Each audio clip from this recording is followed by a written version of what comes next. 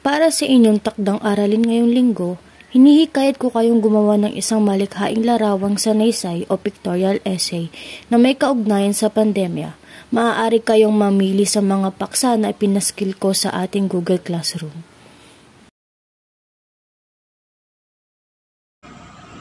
Hala! Pictorial essay? Paano gagawin yun? May format kaya na sinusunod? Paano ko naman kaya yun susulatin? Teka. Kalmaan nyo lang, no? Hindi naman siguro ganun kahirap magsulat ng larawang sanaysay.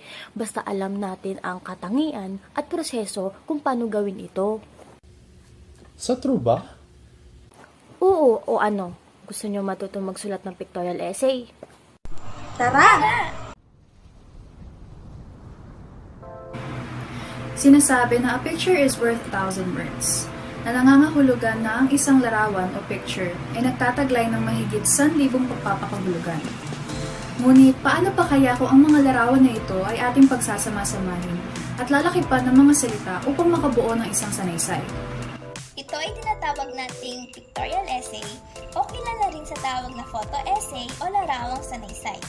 Ang larawang sanaysay ay isang kamangha-manghang anyo ng sining na kung saan nagpapahayag ito ng kahulugan sa pamamagitan ng paghahanay sa mga larawan na sinusundan ng maikling caption o teksto. Layunin nitong magbigay ng kasiyahan o aliw sa taong gumagawa ng salaysay. Gayon din ang magbigay ng mahalagang impormasyon at malinang ang pagiging malikhain gamit ang pagsulat ng pictorial essay. Isinasalaysay ang mga pangyayari ayon sa wastong kronolohikal o pagkakasunod-sunod ng mga larawan. Kailangan na mapag-ugnay-ugnay ang mga ito ayon sa kabuuang kaisipan na naisipahatid sa mambabasa, nang sa gayon ay maging malinaw ang mensahe ng gagawing sanaysay. Madalas itong ginagamit ng mga author, artista, estudyante, at mga akademisyan. Gayon din ang mga fotograpo, mamamahayag, at mga journalist. Narito ang ilang mga katangian ng isang mahusay na larawang sanaysay. Ang isang mahusay na larawang sanaysay ay may mga katangian na malinaw na paksa. Kinakailangan pumili ng paksa na mahalaga sa iyo at ang alam na alam mo. Hindi kailangan ng napaka-ingrande ng iyong paksa. Sumunod, ang iyong larawang sanaysay ay dapat may focus. Ang iyong malalim na pag-unawa, pagpapahalaga at tamang obserbasyon ay mahalagang sangkap tungo sa matagumpay na larawang sanaysay. Pangatlo, meron itong orihinalidad. Higit na mainam kung ikaw mismo ang kukuha ng mga larawan na ilalagay mo sa larawang sanaysay. Gayon din ang mga teksto o salitang isusulat mo rito. Panghuli, ang iyong larawang sanaysay ay marapat na mayroong lohikal na estruktura. Dapat na nakasaayos sa mga larawan ayon sa lohikal na pagkakasunod-sunod nito. Sa pagsusulat ng isang pictorial essay o larawang sanaysay, hindi lamang basta-basta may maisulat o may mailagay na teksto at mga larawan. Meron din itong tamang proseso kung paano ito sulatin. Una, sa pagsulat ng larawang sanaysay, pumili ng paksang tumutugon sa pamantayang itinakda ng inyong guro sa asignatura. Dito rin mababase ang pagpukaw sa atensyon ng mga magbabasa. Tandaan lamang na ang mga larawan ang focus ng inyong larawang sanaysay. Kaya, magplano ng naayon. Dalawa, marapat na isaalang-alang ang iyong audience. Sino nga ba ang titingin sa iyong mga larawan at nagbabasa ng iyong sanaysay? Maaaring ang iyong buong klase o ang inyong guro, pamilya at iba pa. Marapat na mailahad ang material sa paraang magiging interesante ito sa iyong target audience. Pangatlo, tiyakin ang iyong layunin sa pagsulat at gamitin ang iyong mga larawan sa pagkamit ng iyong layunin. Sa bandang ito, maaaring ang layunin mo ay upang suportahan ang isang advokasya o hindi naman kaya ay hikayatin ang mga mambabasang kumilos.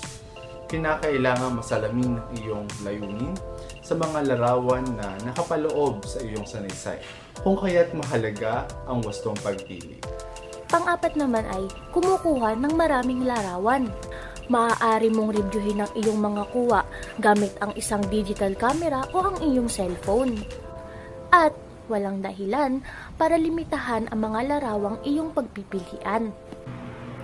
Panglima, piliin at ayusin ang mga larawan ayon sa lohika ng pagkakasunod-sunod nito. Katulad na nabanggit sa mga katangian ng isang larawang sanaysay, kinakailangang kawili-wili ito sa simula. May maayos na paglalahad sa katawan at kawili-wili rin ito sa huli o sa wakas. Panghuli sa proseso ng pagsulat ng larawang sanaysay ay isulat ang iyong teksto sa ilalim o tabi ng bawat larawan. Ang teksto ay kinakailangan nagpapalawig ng kahulugan ng mga larawan. Ating tandaan na kinakailangan ma-enlighten ang mga magbabasa sa mga larawan ng ating larawang sanaysay. Bukod sa larawang sanaysay, darito pa ang dagdag na impormasyon tungkol sa etika sa pagsulat sa akademya upang mas lalo tayong mahasa sa pagsulat ng iba't ibang mga akademikong sulatin. Ang salitang etika ay galing sa salitang Griego na ethos na nangangahulugang character. Katumbas nito ang salitang Ingles na character o pagkatao sa Filipino. Habang ang ethicus naman ay mula sa salitang ugat ng ethos, na ang ibig sabihin ay moral character o moral na karakter. Ito ay katumbas ng salitang ethics sa wikang Ingles at etika sa wikang Filipino.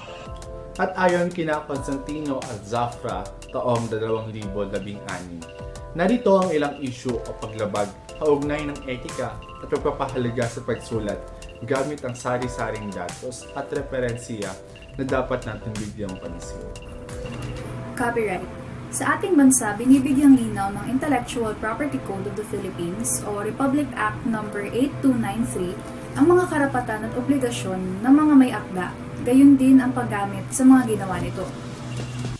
Plagiarism.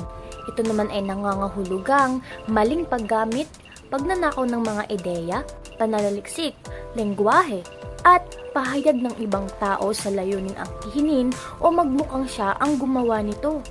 Ang pangatlo naman ay ang paghuhuwad ng datos. Nakapaloob dito ang tatlong pagpapakahulugan. Una ay ang imbensyon ng datos o ang pag-imbento ng mga nakalap na datos o impormasyon. Pangalawa, sinadyang di paglalagay ng ilang datos. At panghuli, ang pagbabago o modifikasyon ng datos. Narito pa ang ilang issue o paglabag kaugnay ng etika ayon kina Constantino at Zafra.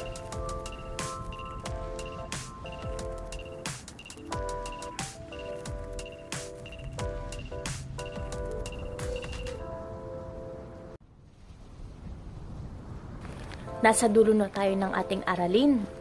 Tandaan lamang ang mga katangian at proseso sa pagsulat ng larawang sanaysay at maging malikhain sa paggawa nito. Tiyak na makakabuo ka ng isang matagumpay na larawang sanaysay. Hindi malalayo ang larawang sanaysay sa iba pang uri ng sanaysay. Bagamat gumagamit din ito ng mga teknik sa epektibong paglalahad ng mga ideya at pagsasalaysay ng mga pangyayari. Ang kaibahan lamang ay ang paggamit nito ng mga larawan na siyang pangunahing pagkukunan ng kahulugan ng larawang sanaysay. Madalas na nating sabihin, 1,000 salita ang katumbas ng isang larawan. Ngunit maaring higit pa rito ang kapangyarihang taglay ng larawan na siyang nagiging instrumento sa ating pagkamalikhain sa pagsulat ng isang larawang sanaysay. Ngayon, ay alam ko na kung paano magsulat ng pictorial essay. Ngayon na alam na natin, maaari na tayong magsimula sa ating takdang aralin. Padayon!